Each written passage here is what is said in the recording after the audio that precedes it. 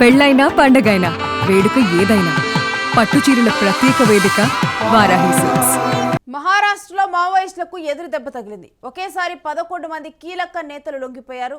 గడ్చిరోలీలో పోలీసుల ఎదుట సరెండర్ అయిపోయారు. లొంగిపోయిన వారిలో డీవీసీఎంలు లాలు అలియాస్ మంగు పోర్యామి ఉన్నారు. Area committee secretary Kamlesh alias గుండు జుగా మాడావి ఉన్నారు. గడ్చిరోలీ జిల్లాలో కుప్పకూలిపోయింది ఇప్పుడు మావోయిస్టు నెట్వర్క్. వీళ్ళ లొంగుబాటుతో 2025 జనవరి నుంచి నేటికి 127 మంది లొంగిపోవటం జరిగింది.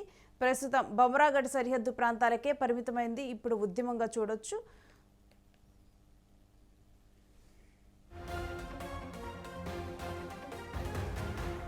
ఇక ఈ అంశం గురించిన డీటెయిల్స్ మా ప్రతినిధి సత్యాన్ని అడిగి తెలుసుకుందాం. సత్య, గడ్చిరోలీ జిల్లాలో లొంగిపోయినటువంటి మావోయిస్టుల గురించిన డీటెయిల్స్ ఏంటి? ముఖ్యంగా మహారాష్ట్రలో మావోయిస్టులకు మరోసారి ఎదురు దెబ్బ తగిలింది. దాదాపు 11 మంది కీలక నేతలందరూ కూడా లొంగిపోయిన పరిస్థితి కనబడుతోంది. మహారాష్ట్రలోని గడ్చిరోలీలో పోలీసుల ఎదుట లొంగిపోయిన పరిస్థితి కనబడుతా ఉంది.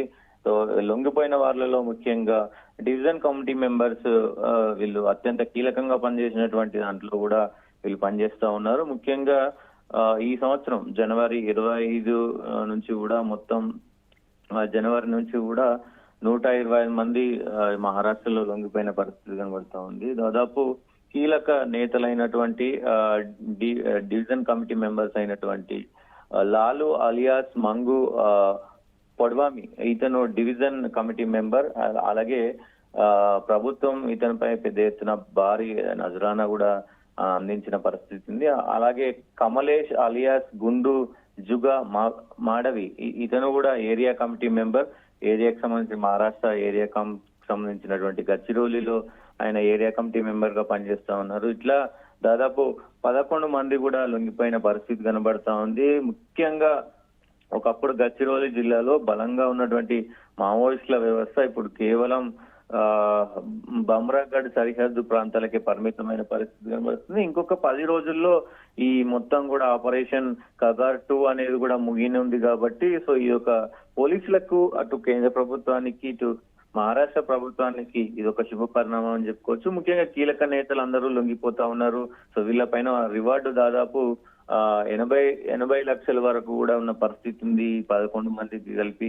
సో మరి కీలక నేతలందరూ లొంగిపోతున్న పరిస్థితులు కనబడతా ఉన్నాయి. ఆపరేషన్ కగార్ కూడా విజయవంతం దిశగా సాగుతుంది. ఇంకా 10 రోజుల్లో కూడా మరి ఇదంతా కూడా ముగిసే అవకాశం ఉంది కాబట్టి సో మంచి శుభ పరిణామం ఇటు కేంద్ర ప్రభుత్వానికి రాష్ట్ర ప్రభుత్వాలకు కూడా మరి మంచి శుభ పరిణామం అని చెప్పుకోవచ్చు. అలాగే కమలేష్ కూడా ఉన్నారు. అంటే ఇట్లా కమిటీ మెంబర్స్ అందరు కూడా లొంగిపోతా ఉన్నారు. మహారాష్ట్రకు సంబంధించినటువంటి కమిటీ మెంబర్స్ ఎవరైతే ఉన్నారో కీలక నేతలు దీంట్లో 4 ఉన్నారు. 4 కూడా మంచి అంటే డివిజన్ కమిటీ మెంబర్స్ ఉన్నారు. అందరూ కూడా లొంగిపోయిన పరిస్థితి కనబడుతా ఉంది. అలాగే దళ కమాండర్స్ ఉన్నారు. కొంతమంది దళ కమాండర్స్ కూడా లొంగిపోయిన పరిస్థితి కనబడుతుంది.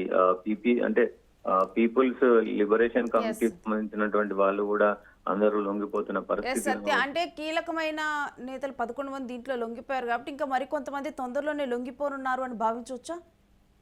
డెఫినెట్ గా ఇంకా కొంత మేర మావోయిస్టులు అక్కడ ఉన్నారని తెలుస్తుంది.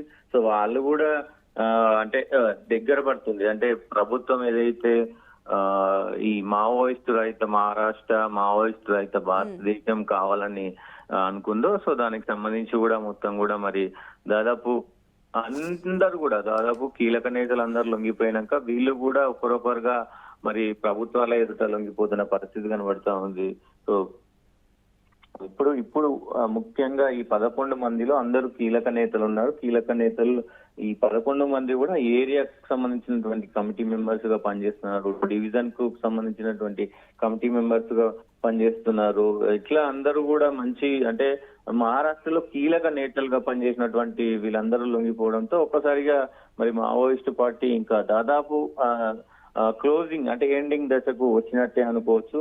సో మరి ప్రభుత్వం ఇటు రాష్ట్రాలు అనుకున్నటువంటి ఏదైతే ఈ మావోయిస్టు రహిత రాష్ట్రాలు దేశం ఉందో సో అది అడుగు దిశగా పడుతూ ఉంది. కీలక నేతలు ఇప్పటికే అందరూ లొంగిపోయారు. సో వాళ్ళు కూడా జనజీవన స్రవంతిలో కలిసిపోయారు కాబట్టి ఇది ఒక శుభ పరిణామం. మహారాష్ట్రకి కూడా మరి మంచి శుభ పరిణామం. సో కీలక నేతలు ఇక్కడ ముఖ్యంగా మనం చూస్తే సోనీ అలియాస్ బలి వట్టే మట్టవి. సో ఈయన దాదాపు డివిజన్ కి సంబంధించినటువంటి మొత్తం వ్యవహారం చూస్తూ ఉంటాడు. సో ఈయనే ప్రధాన అనుచరుడుగా ఉన్నాడు అక్కడ మావోయిస్టులకి.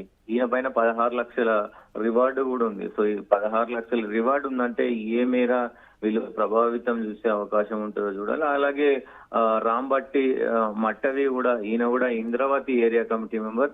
ఇంద్రావతి మొత్తం కూడా ఈ ఏరియాకు సంబంధించినటువంటి వ్యవహారాలు చూస్తాడు. కమిటీలో సెక్రటరీగా కూడా ఈయన పనిచేస్తా ఉన్నాడు. ఈయన పైన 16 లక్షల రివార్డు కూడా ఉన్న పరిస్థితి కనబడుతుంది. ఇట్లా కీలక నేతలు ఈ రోజు లొంగిపోవడం మహారాష్ట్రకి గుడ్ న్యూస్. అలాగే మావోయిస్ట్ పార్టీకి దాదాపు ఇంకా మరి మొత్తం కూడా మావోయిస్ట్ పార్టీ అంతం దిశగా పనిచేస్తుంది అనేది ఖచ్చితంగా కనబడుతున్న పరిస్థితులు కనబడుతున్నాయి. నేను రైట్, స్టే విత్ సత్యం. మీ దగ్గర నుంచి మరిన్ని అప్డేట్స్ తీసుకుంటాం. ఇక ఒకేసారి 11 మంది కీలక నేతలు లొంగుబాటు జరిగింది. గడ్చిరోలిలో పోలీసులు ఎదుట వీళ్ళందరూ కూడా లొంగిపోవడం జరిగింది. ఇక వీళ్ళ లొంగుబాటుతో కూడా మరికొంతమంది కూడా తొందరలోనే లొంగిపోనున్నట్లుగా భావిస్తున్నారు. ఇక ఈ మధ్య కాలంలో చూస్తే కనుక మావోలో లొంగుబాటు అనేది కూడా బాగా పెరిగింది.